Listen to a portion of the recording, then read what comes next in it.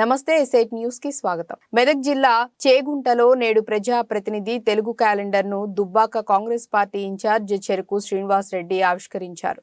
తాను మాట్లాడుతూ పత్రికలు ప్రజలకు ప్రభుత్వానికి మధ్య వారధిగా ఉండాలని అన్నారు. మంగళవారం మండల కేంద్రంలో R&B గెస్ట్ హౌస్ లో మన ప్రజా ప్రతినిధి తెలుగు దినపత్రిక క్యాలెండర్ ను ఆవిష్కరించారు. మన ప్రజా ప్రతినిధి పత్రిక గురించి తాను మాట్లాడుతూ గడిచిన అతి కొద్ది సమయంలోనే ప్రజల మన్ననలు పొందటం అభినందనీయమని అన్నారు. నిరంతరం ప్రజా సమస్యలపై ఆ పత్రిక స్టాపర్ మొజామిల్ నికాసైన వార్తలు రాస్తూ ప్రజలను చైతన్యపరుస్తూ ప్రజా సమస్యలను ప్రభుత్వ దృష్టికి తీసుకొస్తున్నారని ఆయన అన్నారు. ప్రస్తుతం ప్రజాస్వామ్యంలో పత్రికల ప్రాముఖ్యత చాలా అవసరం ఉందని తెలిపారు.